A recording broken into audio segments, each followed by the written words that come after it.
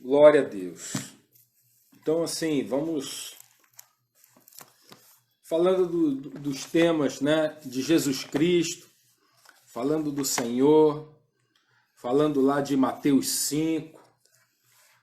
A gente vai falar de juramento falso, né? Vai falar um pouquinho da questão da verdade e de como a gente às vezes usa as palavras assim com muita sagacidade, muita inteligência, né? A gente é esperto nisso para que as coisas funcionem a nosso favor, né? Segundo os nossos interesses. A gente põe muitos nossos interesses na frente, né? Então, assim, mas vamos ver o que Jesus fala disso, né? Do nosso cotidiano, das nossas atitudes no dia a dia, dos nossos relacionamentos com as pessoas, né? Então, assim, a partir de Mateus 5, a partir do verso 33. Mateus 5, 33, diz assim: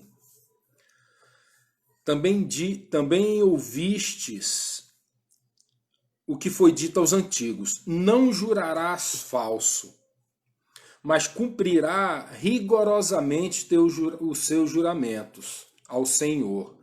Entretanto, eu vos afirmo, não jureis de forma alguma, nem pelos céus, que são o trono de Deus, nem pela terra, por seu estrado onde repousam seus pés, nem por Jerusalém, porque é a cidade do grande rei.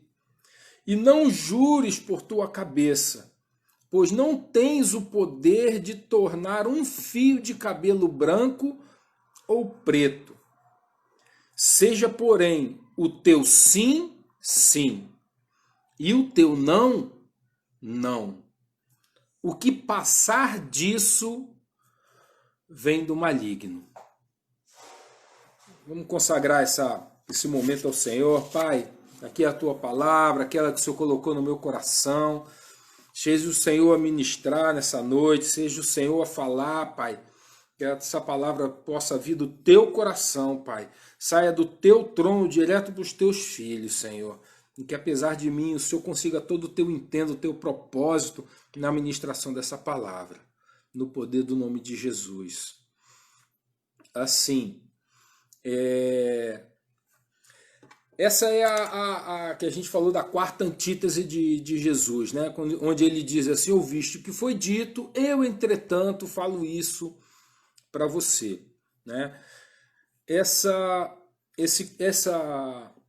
quarta antítese tem um propósito de alinhar, né? Alinhar o que a gente fala e o que a gente diz do que é verdadeiro, do que sai da nossa boca como uma afirmativa de algo, de fato, de uma opinião, ou contando alguma coisa, né? Ou como testemunha, né? Então não existe uma passagem específica no Antigo Testamento falando, né, de não jurarás falso, mas cumprirá. Isso aí não existe essa lei específica com essa frase. Isso é um conjunto de leis, um conjunto de ditos, né? E que se tem esse entendimento do juramento falso, né?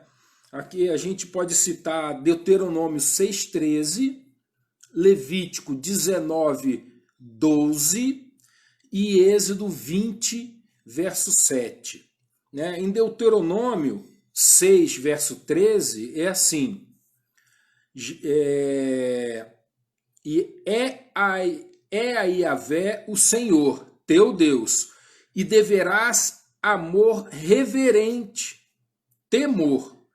A ele servirás e pelo seu nome jurarás. Levítico 19:12. Não jureis falsamente pelo meu nome, pois profanarias o nome de Deus. Eu sou Yahvé.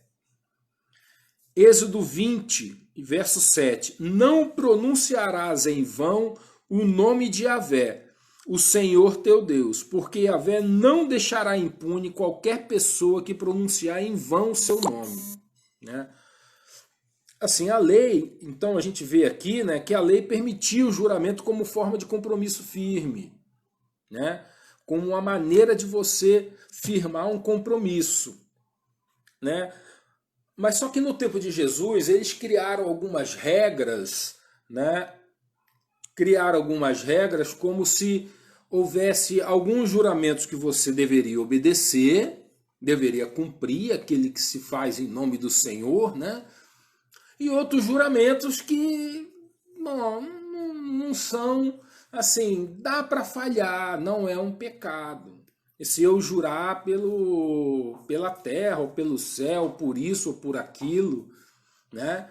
Eu não tenho obrigação de cumprir a palavra empenhada. Entra aí uma religiosidade como uma permissão para a mentira. Ou uma permissão para não se cumprir um contrato feito. Isso é uma... Imagina, isso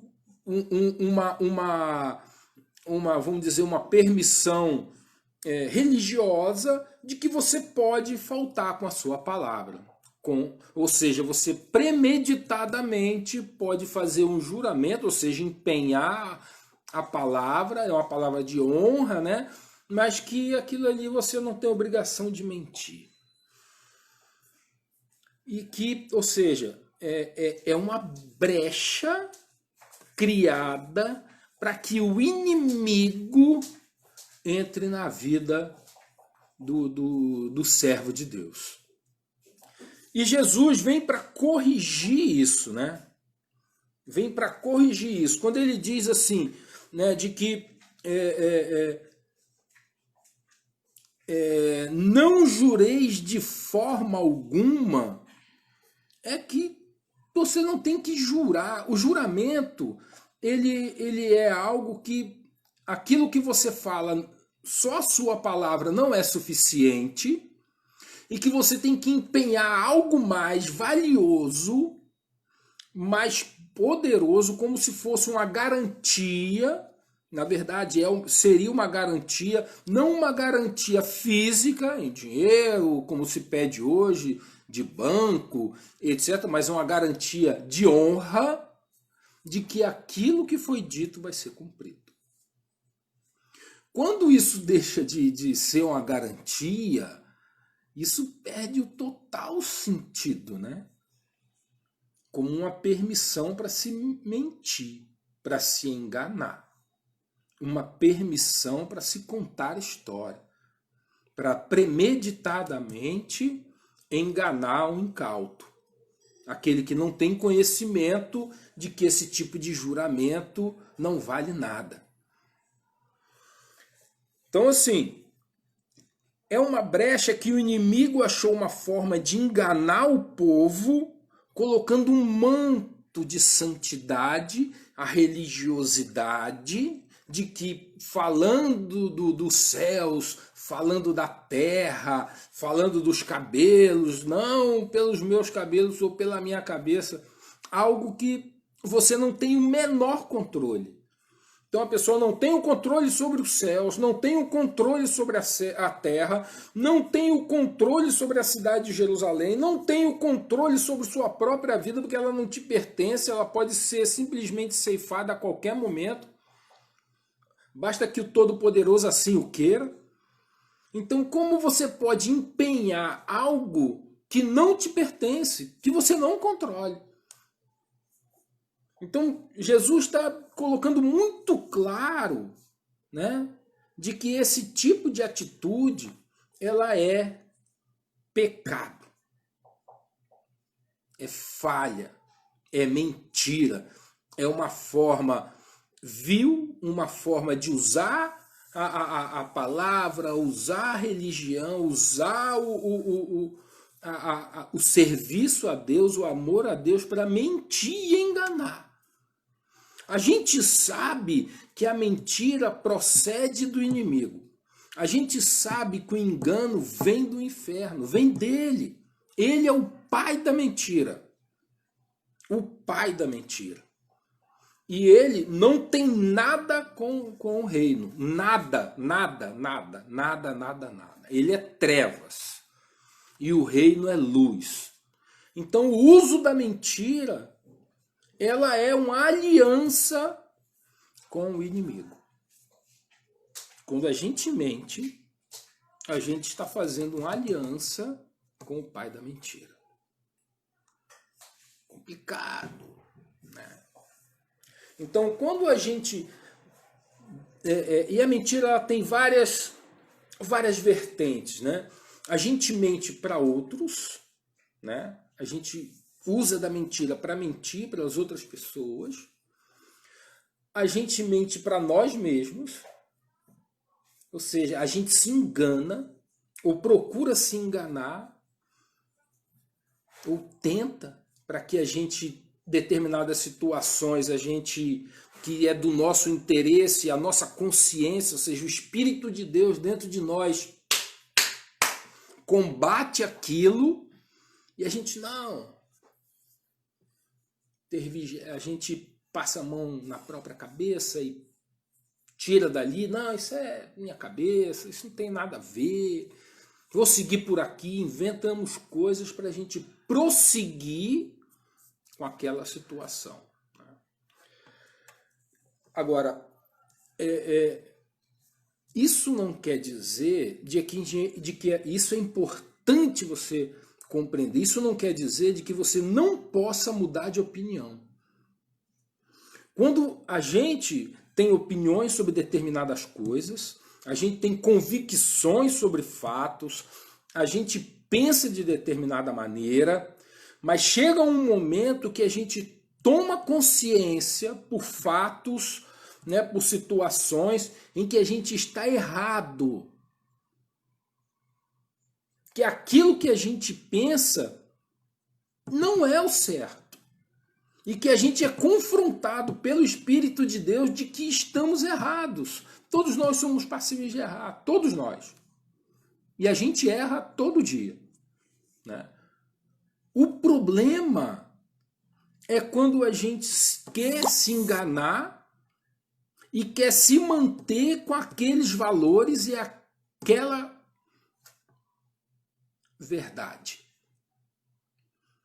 A gente quer manter a nossa opinião. A gente quer que a nossa opinião esteja ali prevalecendo. Ou que a gente queira suavemente transitar para ir para uma situação que não é verdade, não é mentira. Ou seja, que a gente não se arrepende daquele erro. Então existe uma situação em que a gente tenta se enganar e de outra forma a gente procura enganar os outros também. Nem eu e nem você devemos ter compromisso com o erro. Se eu descubro que eu estou errado, eu tenho que romper com aquele erro. De opinião, de fato, se fiz alguma coisa, se eu penso de determinada maneira e explanei isso para várias pessoas e disse que isso é o certo, e eu cheguei à conclusão de que eu estou errado, eu tenho que ter a hombridade e a humildade, principalmente, de dizer, cara, eu errei, eu estou enganado. Eu estou mudando de opinião, porque eu cheguei à conclusão que o pensamento que eu tinha era radical, ou era só pensava em mim, era dos meus interesses. Eu cheguei à conclusão de que eu estava errado. No trabalho, tinha uma opinião, defendia fortemente, esse é o caminho é assim que se faz isso, é assim que se faz isso. A gente é muito assim, né? Dominador das coisas. Eu meio sou assim também. Né? Defendo as minhas posições ali, como eu acho que é o certo, como deve fazer, como não deve, os detalhes e tal. Mas, cara, quando a gente olha que está errado, a gente tem que saber voltar atrás. E não ter compromisso com o erro. E falar assim, pô, não, peraí. Porque quando a gente descobre, o servo de Deus, quando descobre que está errado, ele não pode continuar no erro tem que ser humilde para voltar, para se humilhar, para se arrepender. Não só voltar, quanto também aqueles os quais a gente influenciou pela forma como deve ser feito. Ou se a gente tem alguma liderança, falar assim, olha, eu errei, não é assim. Vamos conversar para a gente poder esclarecer a minha visão dessa realidade, dessa forma de fazer, ou dessa forma de empreender, dessa forma de pensar, ou de se relacionar, a maneira de ir em frente, enfim. Mas sem criar um compromisso com o erro por conta de compromissos, vamos dizer assim, de opinião assumido no passado, sabe?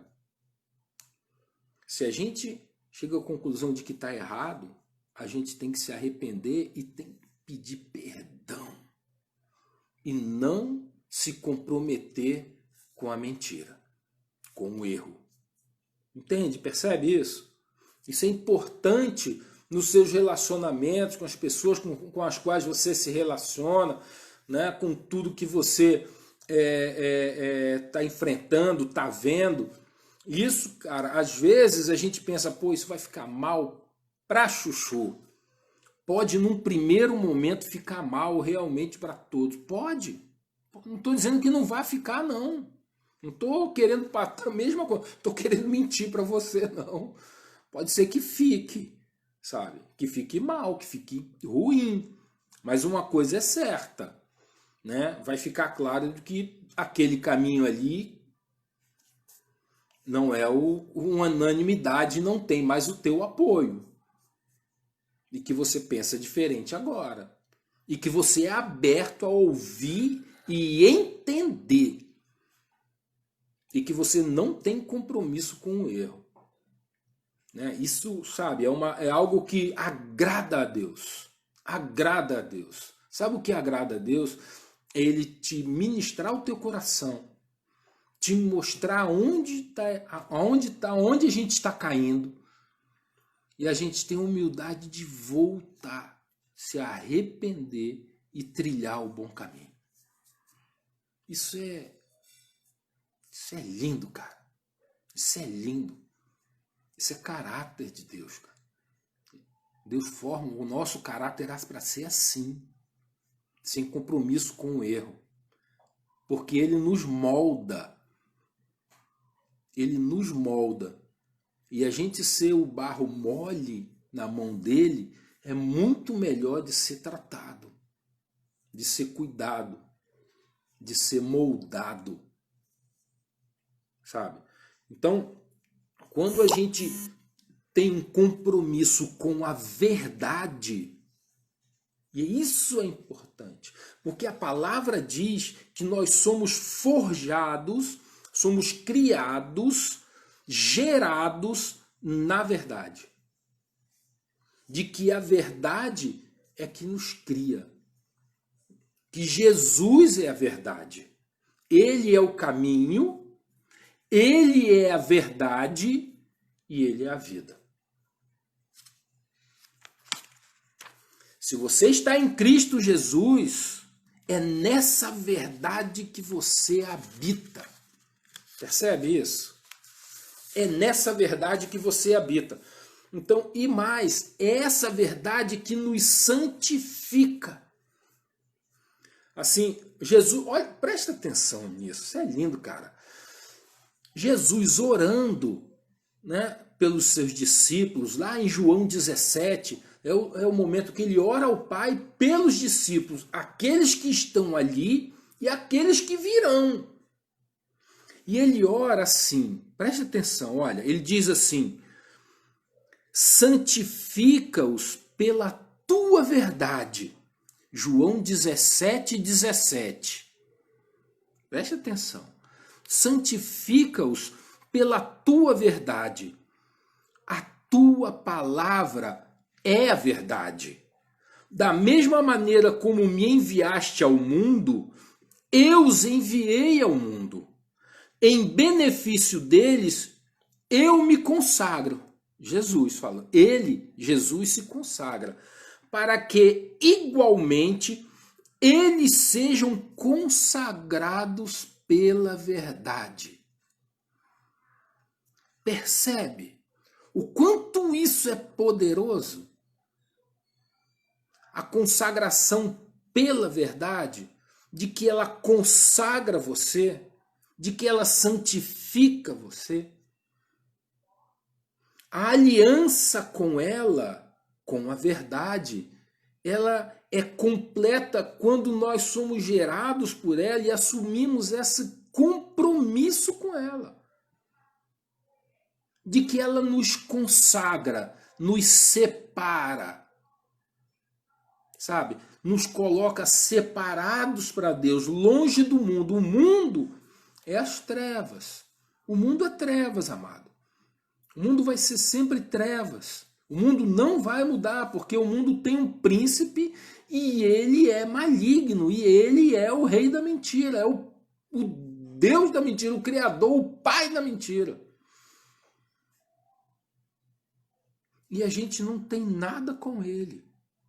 A verdade nos consagra, nos separa, nos santifica.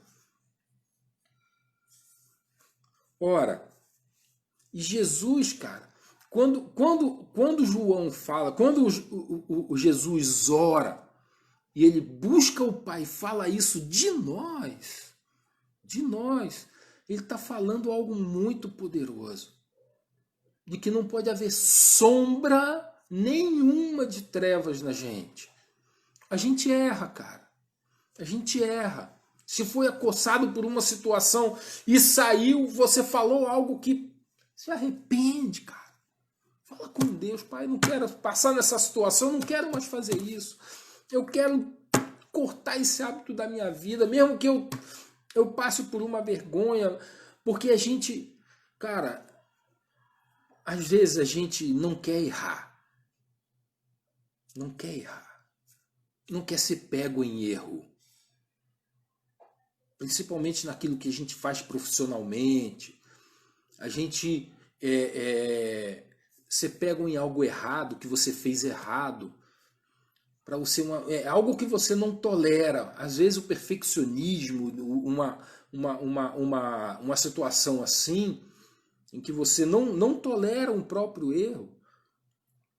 Quando você erra e você é confrontado por ele numa determinada situação, você pode acabar caindo nessa armadilha.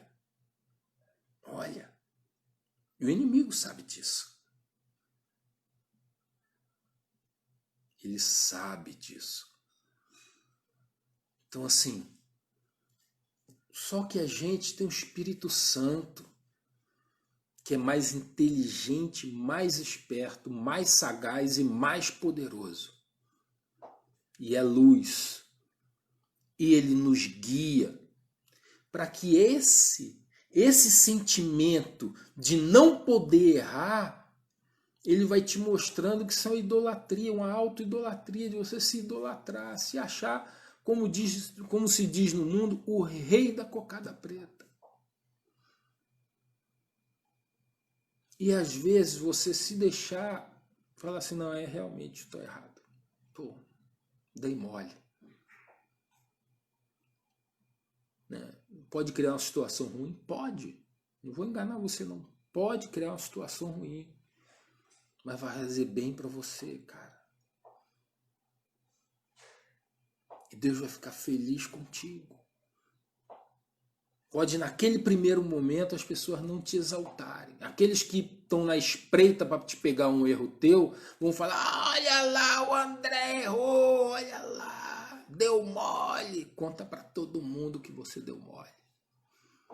Mas uma coisa eu te garanto. Uma coisa eu te garanto. Deus vai te exaltar. E as pessoas vão ver Deus na tua vida. Você vai poder falar de Cristo com propriedade. Sabia? E Deus vai te levantar. É isso aí, Madi. Os humilhados serão exaltados. Mas a gente tem que assumir essa situação da humilhação, sabe? A gente tem que viver isso. Não basta a gente saber, a gente tem que viver. E é difícil, irmão. Vou te falar, é difícil. Difícil. Difícil. Né? É difícil, é complicado. Mas, cara, prova disso. Prova com o Espírito Santo. Anda com ele. Deixa ele fazer. Deixa ele falar. Deixa ele conduzir. Eu garanto para você de que ele vai te exaltar sobremaneira. Anda na verdade. Anda na luz. E isso implica também nas situações em que a gente... as pessoas do mundo falam de distorcer a verdade. A verdade nunca é distorcida. A verdade é limpa, é clara. A verdade é Jesus Cristo. A verdade tem nome. Nome e sobrenome. Jesus, o Cristo. Ele é a verdade. Né? Então a verdade não é distorcida. Na verdade é contada uma mentira, é um sofisma, é uma coisa que tem parte mentira, parte verdade, em que a gente é muito hábil para usar as palavras, para seguir por um caminho, para dizer, e dessa forma a gente conta uma história de uma forma mais palatável, mas que na verdade, né, tem ali a mentira, o engano. Na verdade a gente usa de palavras, fala verdades ou meias, a gente omite, sabe aquela coisa de omitir? Não, eu não falei mentira, eu omiti.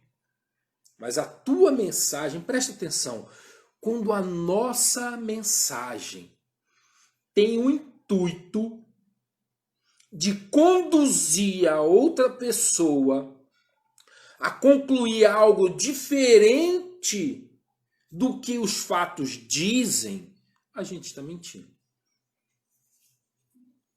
Se a gente está usando de palavras, usando de situações e de exemplos, de meias verdades, e vai conduzindo a pessoa por um outro caminho, para concluir aquilo que a gente quer que ela conclua, mesmo que os fatos puros, se a gente contasse, ela concluiria outra coisa, o fato, a análise do fato, a gente está conduzindo usando de inverdades. A gente está sendo astuto, inteligente, sagaz para conduzir a pessoa a concluir outra coisa. Pode ser que ela descubra a verdade dos fatos. Vai falar assim, pô, mas o André me falou outra coisa, cara. Será que ele pensa aquilo mesmo? Sabe? É melhor a gente falar dos fatos e deixar que as pessoas concluam. Às vezes isso é duro. A gente pode se desculpar, a gente pode se retratar, mas a gente não pode querer conduzir as pessoas contando meias verdades, sabe? Conduzir as coisas para que a gente possa sair bem da história, ou para que a gente não seja prejudicado, ou na nossa honra, ou na nossa imagem, ou financeiramente. O uso das palavras para conduzir as coisas, sabe? O uso da verdade é sempre melhor. Primeiro, porque nós somos criados por ela. Segundo, porque ela nos santifica e nos consagra. Importante a nossa aliança com a verdade. Se somos gerados por ela, né? Assim, tem uma palavra aqui ele diz assim em Tiago 1,18, diz assim, ó, de acordo com a sua vontade, ele, Deus, ele nos gerou pela palavra da verdade, a fim de sermos como os primeiros frutos de toda a sua criação. Vou repetir para você. Olha, de acordo com a sua vontade, de acordo com a vontade de Deus, Ele, Deus, nos gerou pela palavra da verdade, a fim de sermos como os primeiros frutos de toda a sua criação. A vontade de Deus. Ele gerou a gente pela palavra da verdade, cara. Você foi gerado pela palavra da verdade. Então a tua aliança tem que ser com ela.